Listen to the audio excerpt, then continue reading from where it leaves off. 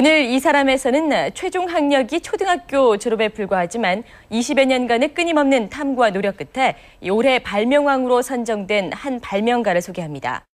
이 중소기업엔 슈퍼 유산균이 있습니다. 우리 몸속은 약 100조 마리에 해당하는 세균이 서식합니다. 100조 마리의 세균은 다시 유해균과 유익균으로 구분할 수 있는데요.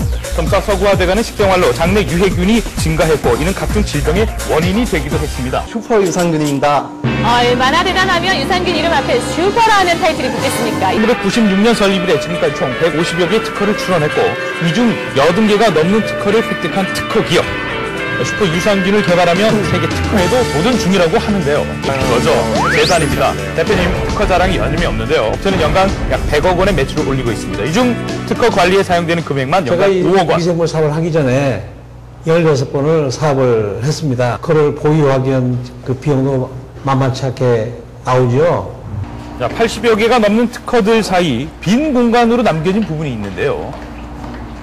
제가 이제 지금까지 이렇게 많은 특허도 내고 또 여러 가지 상도 받고 했는데요. 마지막 제가 여기 걸 거는 노벨상을 여기 걸고자 여기 좀 비워놓은 겁니다. 슈퍼 유산균을 통해 국민들의 건강 증진에 힘써온 10년 앞으로 더욱 최선을 다해 노벨 생리의학상을 하겠다는데요. 슈퍼 유산균이 독소를 만드는 유해균은 억제하고 효소를 만들어서 몸에 좋은 기능을 하는 유익균은 증식시켜주기 때문에 인류 건강에 크게 기여할 것으로 생각합니다. 인류가 저의 이러한 노력을 인정해 주는 날 저는 그 노벨상을 살 수 있다고 생각해서 끝까지 확신을 가지고 열심히 할 것입니다.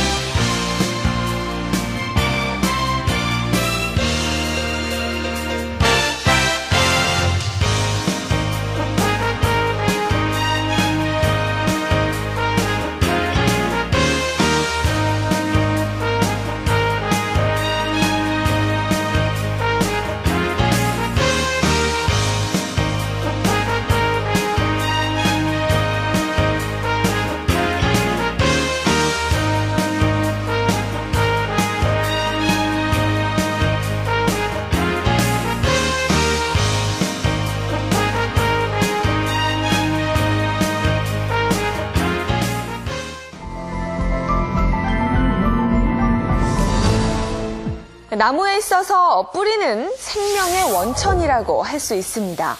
이 뿌리는 모든 영양분과 수분을 흡수해서 나무 전체로 보내주는 역할을 하죠.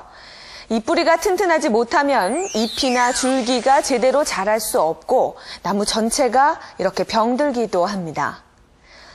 우리 몸에서 나무의 뿌리와도 같은 역할을 하는 것이 바로 장입니다. 이 장은 음식물의 영양분과 수분을 흡수해서 온몸으로 공급을 해주죠. 또한 바이러스나 세균으로부터 우리의 몸을 지키면서 인체 면역을 유지하기도 합니다. 나무의 뿌리처럼 장이 제 기능을 하지 못하면 대장암, 과민성 대장증후군 등 각종 장질환뿐만 아니라 알레르기 질환, 또 피부 질환 등 다양한 질병으로 이어지게 됩니다.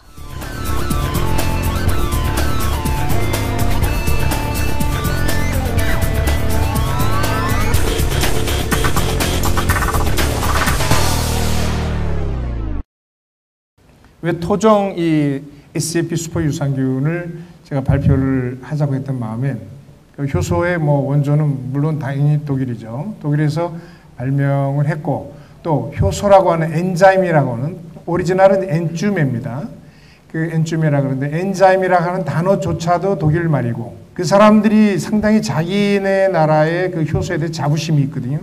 일본은 세계 최고의 효소 제조국이고 효소의 나라라. 그러니까 조선에 대한 일본에 있는 그 독일에 있는 닥터들이 그래요.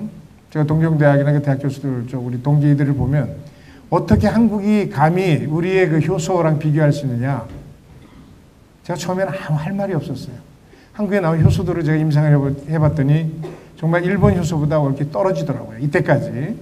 그러다가 이제 우리 박세준 회장님께서 개발하신 한국의 토종, 그 게르만 민족 쪽으로 해서 파란 눈을 가지고 있는 그 전문의들이, 의사들이 보는 이 우리 한국 토종 SAP 유산균에 대한 그 객관적인 평가와 300명 이상의 그런 그 환자들을 임상을 하루에 12시간씩 아침 8시부터 저녁 8시까지 아주 저희의 본래 그것을 좀 젖혀놓고 임상 실험을 했습니다.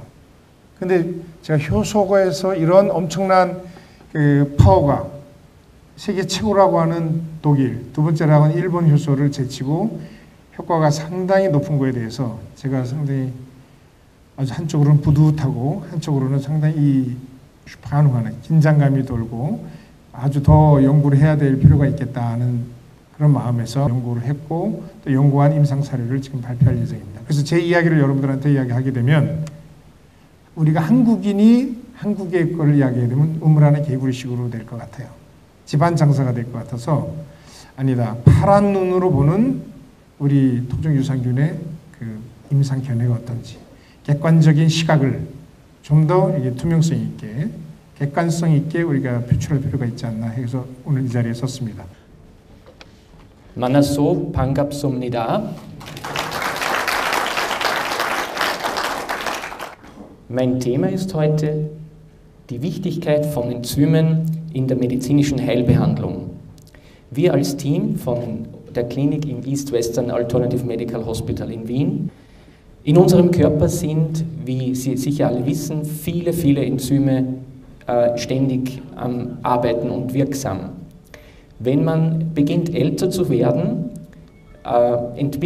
produziert man immer weniger von diesen Enzymen. Der Alterungsprozess schreitet immer rascher voran. Letztendlich führt das dann zum Tod. Es ist festgestellt worden, dass der Mensch 120 Jahre alt werden kann, wenn er bis dorthin ausreichend mit guten Nährstoffen versorgt ist. Nun möchte ich darauf eingehen, wo Enzyme als Therapie eingesetzt werden. Wir sehen hier in diesem Bild verschiedene Bereiche. Zum einen im Immunsystem finden Sie Anwendung, bei viralen Infektionen, Virusinfektionen, bei den vielfältigen Entzündungen, die auftreten können, insbesondere auch im Rahmen nach einer Chemo- oder Strahlentherapie.